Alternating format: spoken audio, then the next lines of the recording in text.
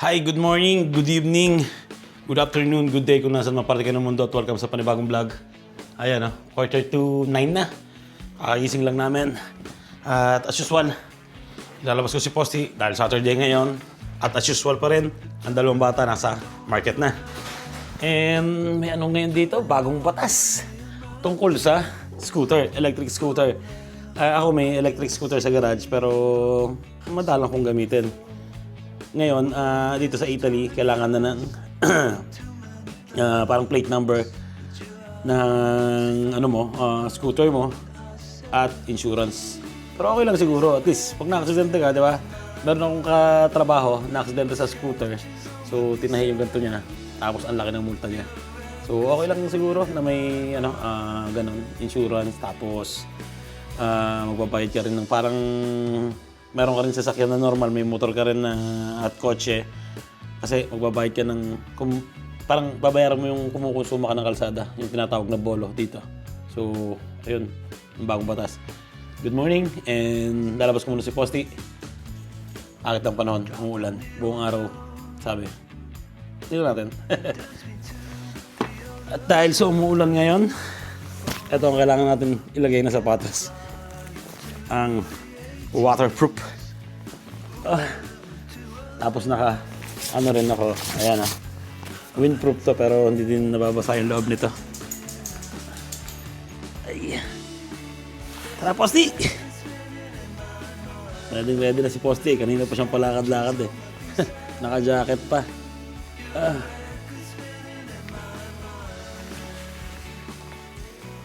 Ayan Hey! Tara!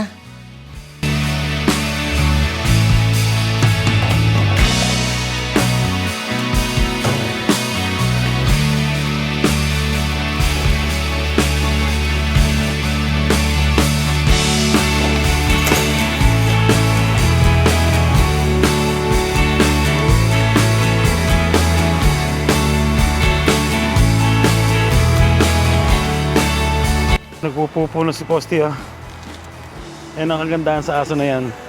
Pag nagpupupo siya, nandyan lang siya sa sulok. Wala sa kalsada. Kasi pag nasa kalsada, syempre pwede may makaapak. Diba? Yan lang siya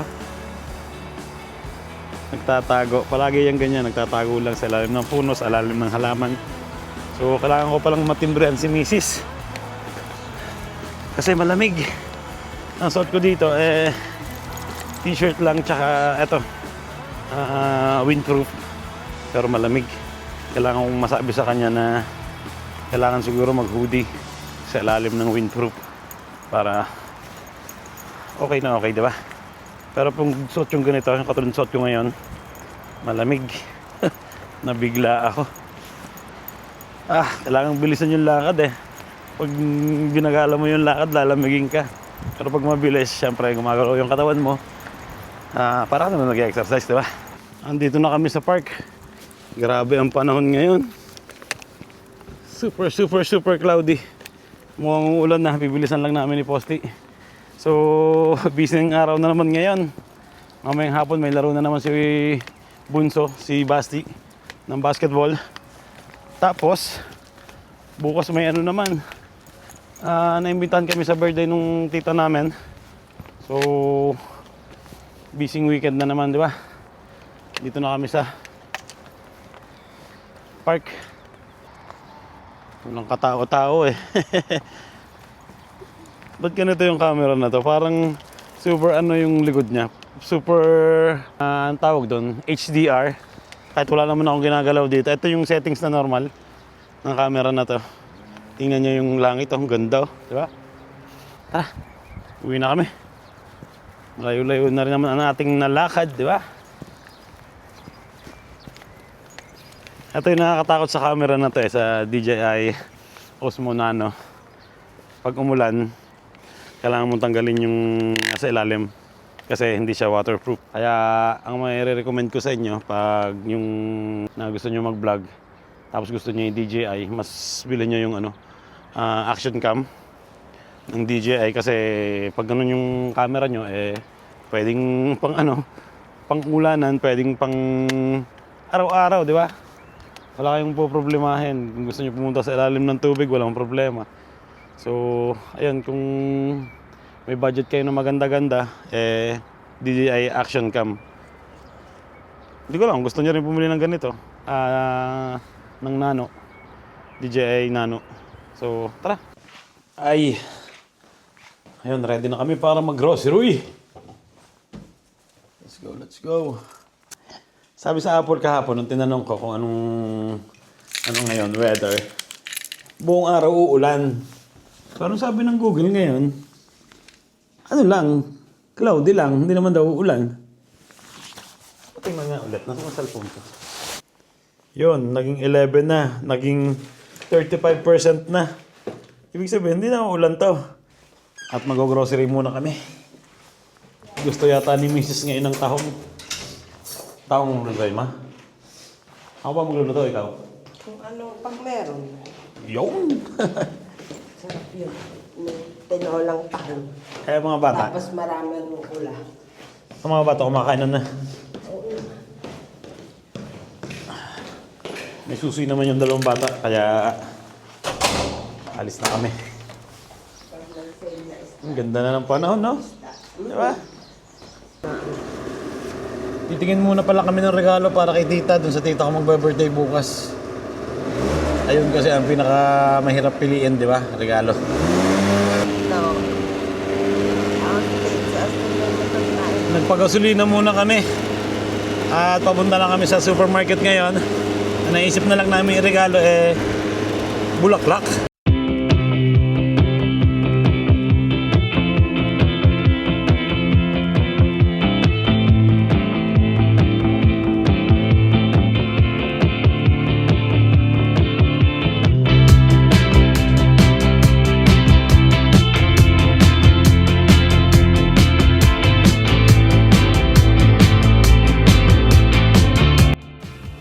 Bibili muna kami ng tali ni Pokasti.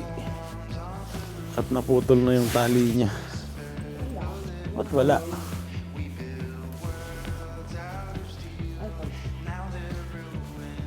Hindi sale eh. Ha? Ayan ba yun? Tester.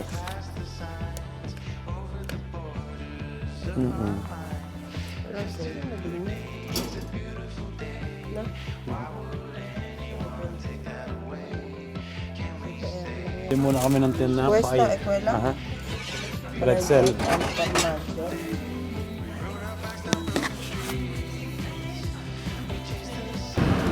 Tapos na kami mag-grocery.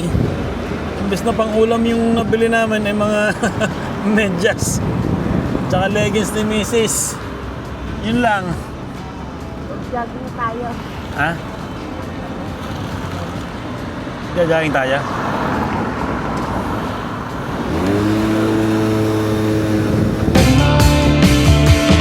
Don't forget what's beneath the concrete. There's a wonderful world beneath the concrete. We can dance all night, break the concrete.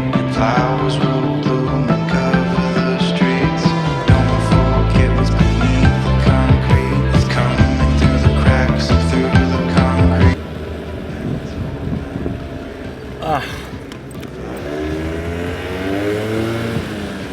Pangalawang supermarket kami. Ayan. Dito na kami sa kabilang supermarket. Sana may makita na kami dito. Dalawang bata nasa bahay na. Baka natutulog na yung mga yon kasi sobrang aga nila gumising. Alas 6 yata o mga 6:30 gising ng mga yan. Nag-market. Uwi ngayon, sigurado tutulog yon. Tapos si Kuya may trabaho ng alas 12. Ngayon wala kami napili. Tapos nakakatingin namin ng panregalo. Paglabas namin, super cloudy na pala. Buti hindi pa umuulan. Ha? Pumapatak na. Ayan, kaya natin yan. Kapit lang naman yung bahay namin. Wala kami napili eh. Meron mga figurine pero medyo mahal. Pag walang choice, balikan ko na lang bukas. Dito na kami sa bahay.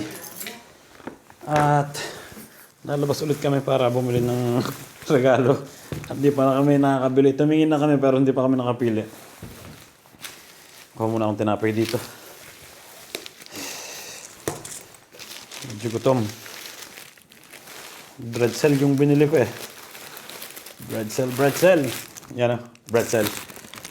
With cheese.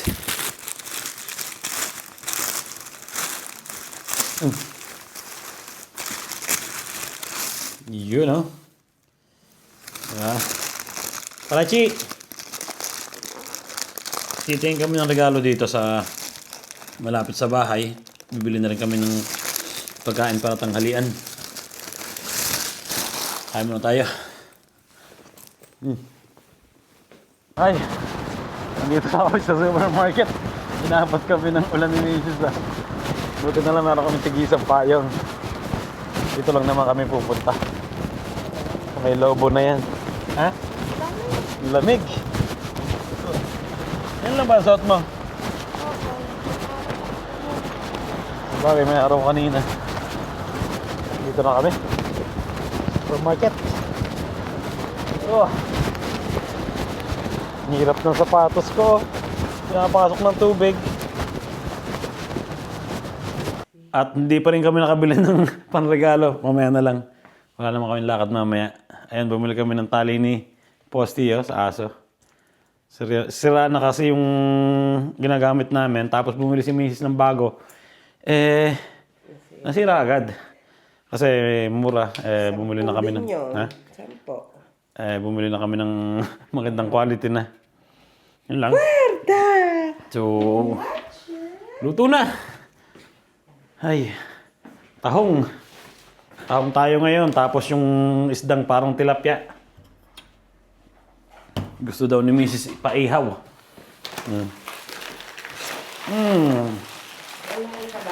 Teka, baka tumulo. Ayun. Tapos bumili ako ng sangkatutak na medyas. Kasi magsa-summer na, wala kaming medyas nung yung mababa lang. So, bumili ako ng ilang pares yan, si. 10 pares nga. 10 pares nga ta? Oo. Nga ano? 10 plus, ilang pares ng isa? 15. Ang dami pala nabili ko. Kala ko naman lilima lang. Yan, 15 pares. Ewan ko lang kung may ubusan pa kami ng ano niyan, ng medyas. Luto na, luto.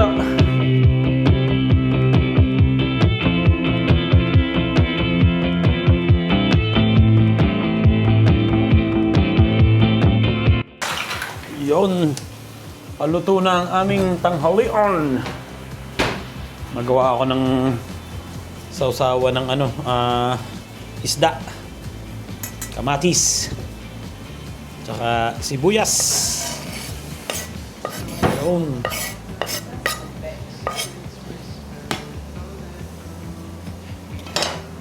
Tapos lalagyan ko yan ng toyo.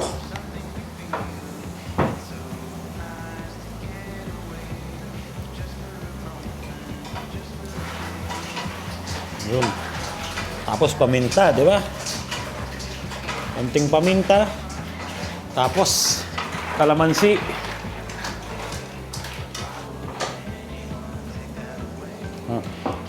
Meron ditong isang kalamansi.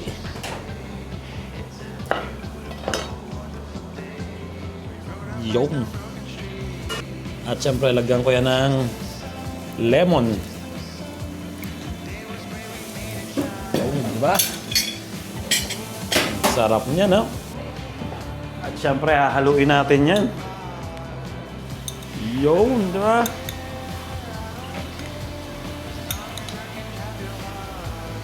Yan, no? Meron na tayong sausawan ng isda. Pwede rin palagay ito sa kanin.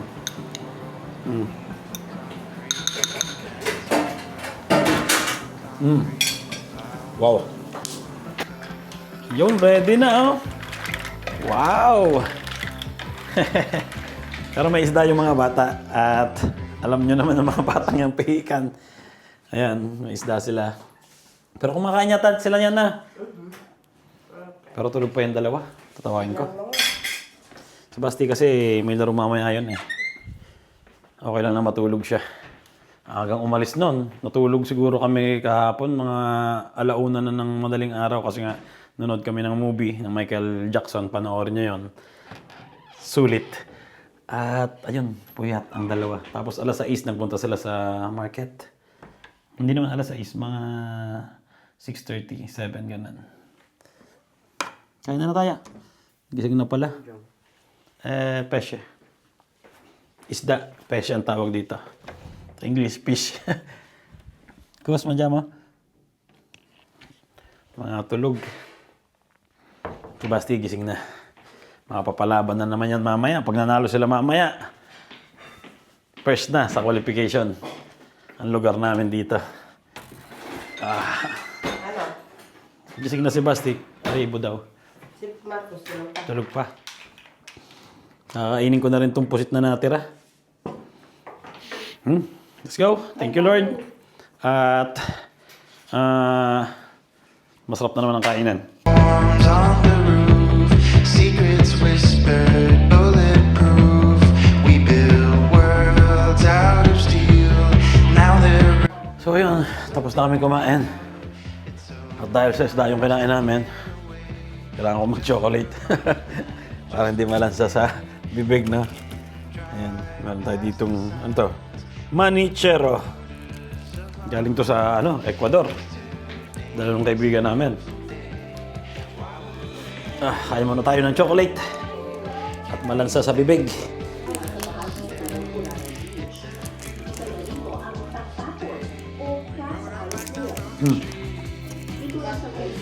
Ayun, papunta na kami sa court. Nakatulog na kami ng isang masarap-sarap. Ilang oras tinulog mo? Matagal. May laro si Basti ng 5:15. Anong oras na? 5:08 na. Mag-uumpisa na, Chi. Bilisan natin. Ang ganda na ng panahon, no? Nakasulat naman sa nakita ko sa weather na hanggang bukas na hindi uulan. Basang-basa pa rin yung mga paligid. Napansin ko pala sa camera na to, ang DJI Osmo Nano. Parang mabilis siya mag-low-bat. O dahil naka 2.7K ako na resolution. So, medyo makonsumo siguro sa battery. So, ibig sabihin, pag katulad ng pag-travel vlog, kailangan talaga titipirin mo bawat shot. O magdadala ka ng power bank para may extra battery para mag-charge, di ba? Pero mabilis siya mag-low bat. Hindi katulad ng action cam ko, yung isa medyo matagal. Tsaka napapalitan mo siya ng battery. Ito hindi napapalitan ng battery. Kailangan talaga charge mo sa mga saksakan. O yun nga, sa power bank. So malapit na kami dito sa court. Sisimula na siguro yun. 5:10 na. Baka mag part-time na rin kami ni Mrs. mamaya. Imbis na bukas. Kasi naimbitahan kami ng tita ko sa birthday. So, pag hindi kami nagtrabaho ngayon, sobrang hassle bukas na. Total, alas 8 naman sarado na yung parlor. Pwede rin namin umpisahan linisin. Kaya mamaya na. Katapos siguro ng laro, kain lang kami. Tapos punta na kami sa part-time namin.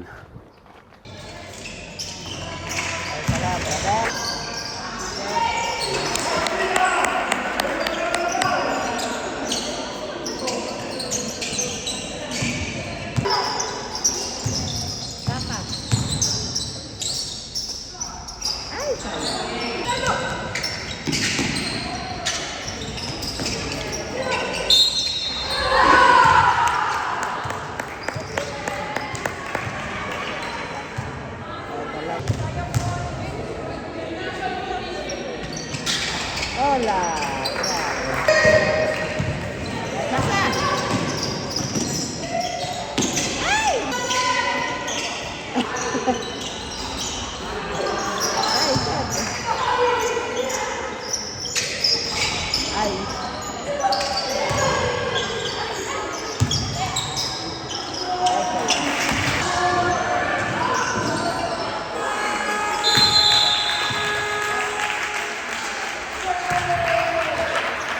Yan, pauwi na kami ni Basti.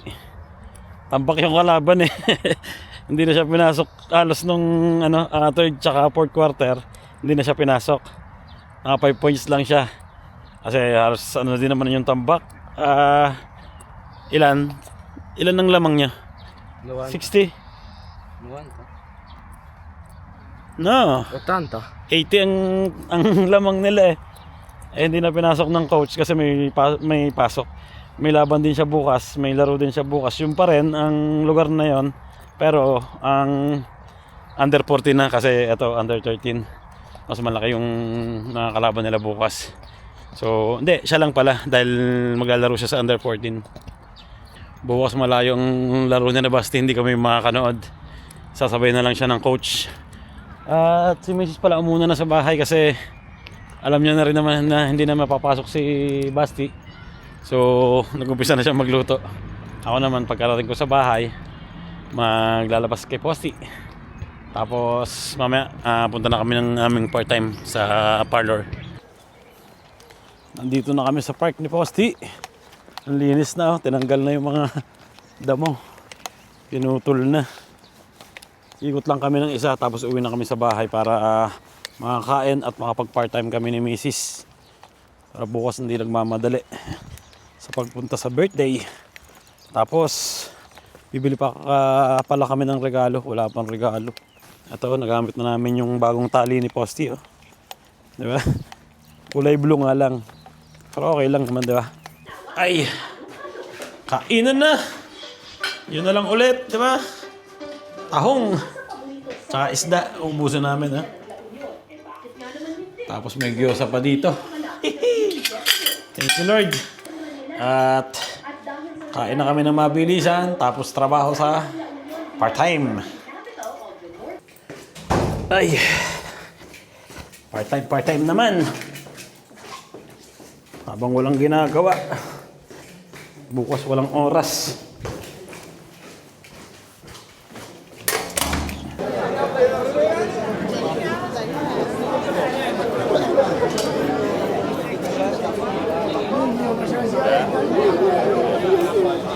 Grabe. Daming tao.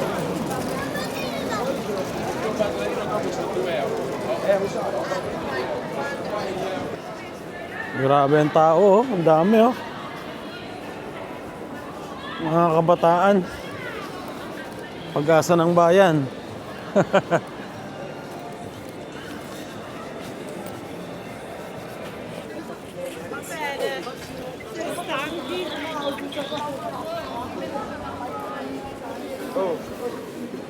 Grabe, daming tao sa sentro ngayon. Mamaya mga lasing na mga to. Dito na kami sa trabaho namin. Yun, 9. Isang oras at kalahati. Let's go! Tapos na kami magtrabaho. Wala na yung mga tao dito. Kanina pulo-pulo ng tao dito eh. Nawala na ngayon. Ha? 10:30 na ng gabi. Pero marami pa rin tao dito sa sentro. Palibasa kasi gumanda ang panahon. Ganito dito pag maganda ang panahon, madaming tao. Lalo na siguro kung mainit na mainit. Punong-puno yun ng tao. Ito mo, Chi, ang ganda sa camera. Camera. Yung mga puno parang oh.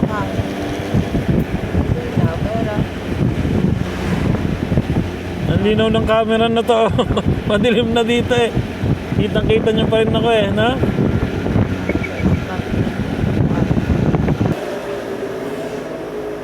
Ay. Dito na kami sa bahay. Mga pagtimpla ng cocktail. Gin tonic para pampainit ng gabi, di ba? Medyo malamig sa kalsada eh. So dinaanan namin medyo malamig kasi nga umulan kanina. Kaya kailangan ng konting pampainit. Tsaka premyo din sa mga sarili. Saturday ngayon eh, no? Walang trabaho eh. Ha? Ano gawin? Magtatapon? Saan tatapon yan? Sa normal? Si. Ah, tatapon muna pala kami. Ayan, Si. sa plastic yan. Ayun sa plastic yung isa. Ere sa normal. Baka mapuno ng todo. Ayun, ko na yan. Teka lang, Chi. Ang susi ba? Nalagay mo na. Ah.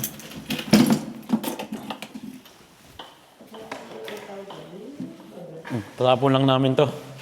Unti-unti yung mga ano sa garage, mga hindi napapakinabangan. Parang masyadong kalat, no? Malinis tingnan, di ba? Yung tatapon na lang namin yung table na bamboo.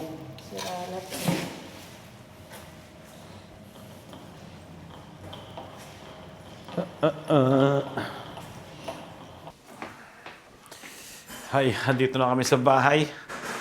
Kuha naman ako dito ng gin. Okay, masarap. Ito, botanical. Gin botanical.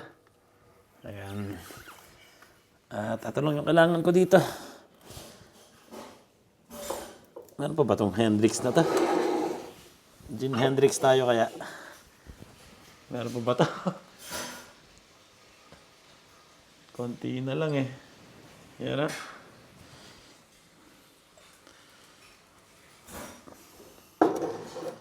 Ito na lang. Let's go. Pati daw si Mrs. gusto rin gin tonic. Gawa tayo ng masarap na gin tonic, no? Gawa tayong baso. Sa din mo yun ang sayang. Meron pa nga pala rin doon natitira. Baso, syempre. Tigisa kami ni Mrs. Yan. Syempre ang... Saan yung blue? Nasaan yung blue ganito? Nakita mo? Madumi? Marami. Ah, madumi pala. Okay na to. Sabi ni Mrs. may laman pa daw tong konti. Ang Bombay. So, gawa tayo na ngayon ng gin tonic. Ayan, ready na. Siyempre, lagyan natin ng yellow. Yellow.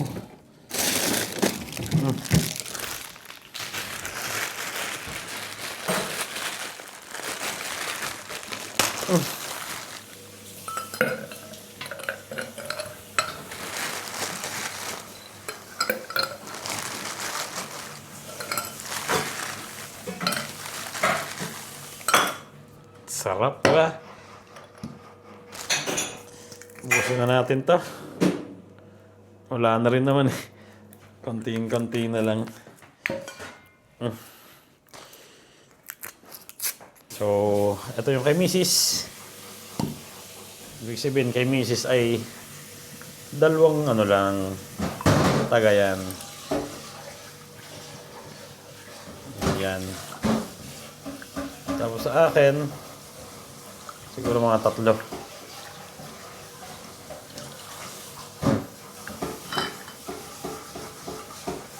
Yun, di ba? Sarap. Saraduhan. Balik ang yelo sa lip. At syempre, ang tonic water. Naku, isa na pala yung tonic water natin. Naubos na? Ay, doon. Ayun, Saan? ayun. Ah, yun pa pala. Meron pa doon. Ayan. Isa. Ito yung sa akin.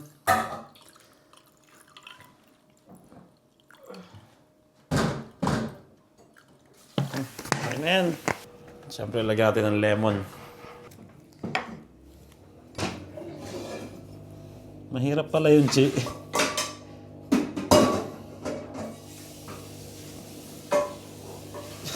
Mahirap pala yung ginagawa sa mga bar. Dapat yata matalas ang kutsilya. Yun. Isa. Parang ano lang, yung balat lang.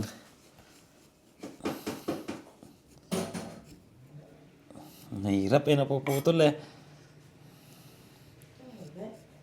Ah.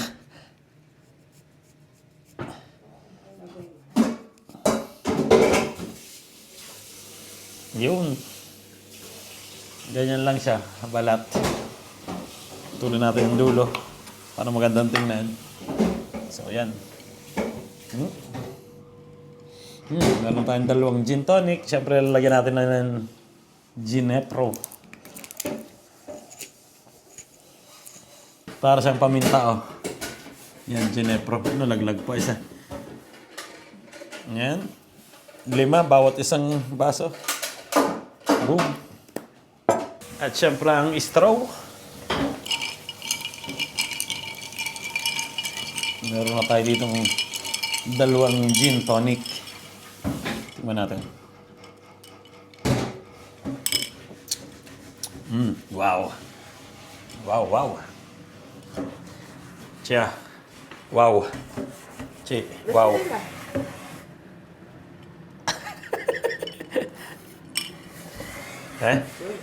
Sarap.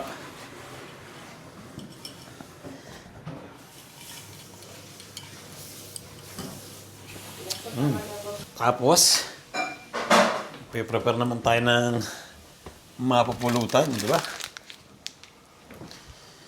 Meron ditong mga mani.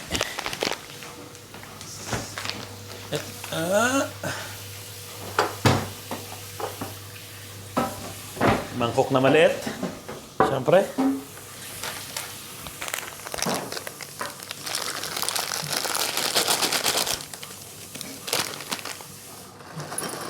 Ayan lang yung aming pulutan, oh. Para healthy, di ba? Sa Pilipinas kasi nasasanay tayo magiinom, kakain ng mga matataba. Kaya minsan, high blood. Dito kasi sa Italy, yung napansin ko, nagiinom sila pero mga kinakain lang nilang mga pulutan. Chips, ang ganan, yung mga ganito. Pero bibira mo sila makita na kumakain ng mga ng mga karne, mga ang tawag doon. Tawag doon yung binibenta sa Bopis, sisig. Sisig, bopis. Hindi, yung binibenta sa Andox. Liempo, manok. Dito makikita mo lang sila, ganito lang talaga, chips, yan. Nagiinuman sila habang kumakain, pero ang iniinom nila, pagtunaw ng pagkain, yun yung red wine. Para umiinom sila, para matunaw yung nila, kinain. Katulad ng karne, importante yan pag red wine. May mga klase ng wine na para sa pagkain, katulad ng red wine. Pagkakain ka ng steak, red wine iinumin mo. Pagkakain ka ng isda, ang iinumin mo ay white wine. Yun lang. So, dito ko natatapusin ang vlog namin ngayong araw na to. Sana nag-enjoy kayo. So, thank you Lord sa masayang araw. At ayun, salamat sa suporta. Kita-kits tayo sa susunod na vlog. Ingat palagi. So, God bless sa inyo lahat. At enjoy.